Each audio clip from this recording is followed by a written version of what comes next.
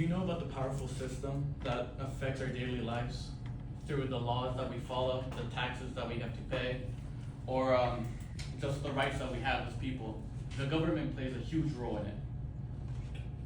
The government is just not a big room with old people that discuss laws or anything, but rather it's a big government that's separated into three branches. I'm a current political science major, and throughout my life since I was a kid, I've been surrounded by lawyers and people who work in the bureaucracy before. I'll be discussing the legislative, executive, and the judicial branch of our government. The first branch I'll be talking about is the legislative. As described in Article 1 of the Constitution, it is known as Congress, and Congress is separated into two halves, the House and the Senate. The House, as described in the Constitution, is to represent the people due to population. So seats in the House are now conquered by population, meaning California, which is a big state, has more seats than, let's say, like North Dakota. The House is meant to work alongside the Senate to draft and pass issues and laws, the House also has laws. The House has important financial power called the power of the purse, allowing it to only host bills that have government spending or taxes in that part of the House. The Senate, on the other hand, is based off state representation, having 2 senators for every state for a total of 100. Their power to declare war, ratify treaties, and appoint and confirm appointees from the executive branch.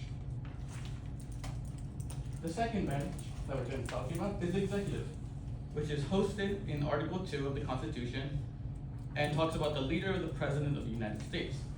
The President serves as the head of the state, head of the executive, and the commander-in-chief.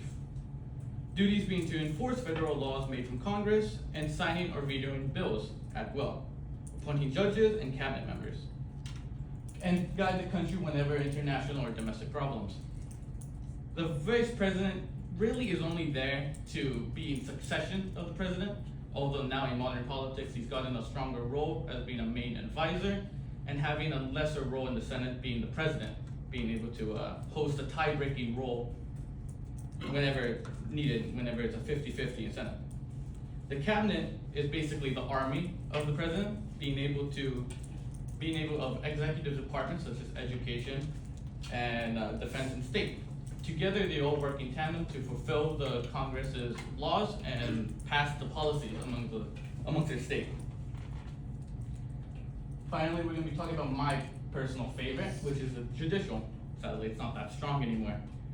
It's established in Article 3 of the Constitution, with its main responsibility is to interpret the law. SCOTUS, which is at the top of this branch, are the Supreme Courts and the highest court of them. Since 1869, they've had 9 justices, and they're appointed for life. Typically, they're only gone whenever they get impeached, which is rare, but they would have to resign or pass.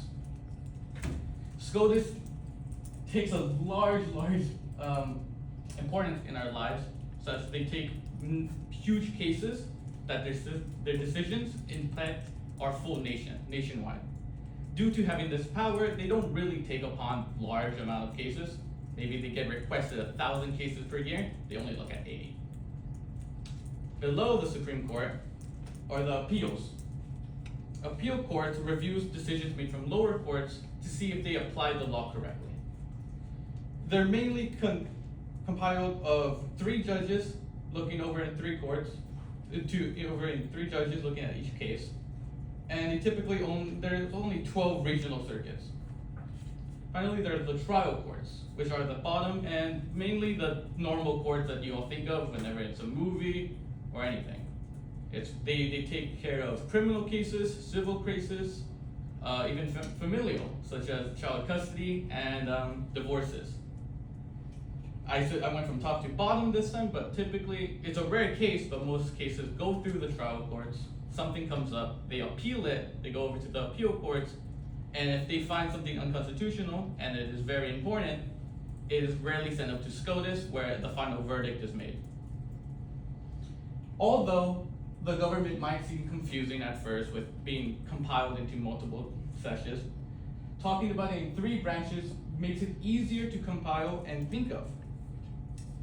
I've talked about the legislator, which makes the laws, the executive, who enforces the laws, and the judicial, who interprets the laws.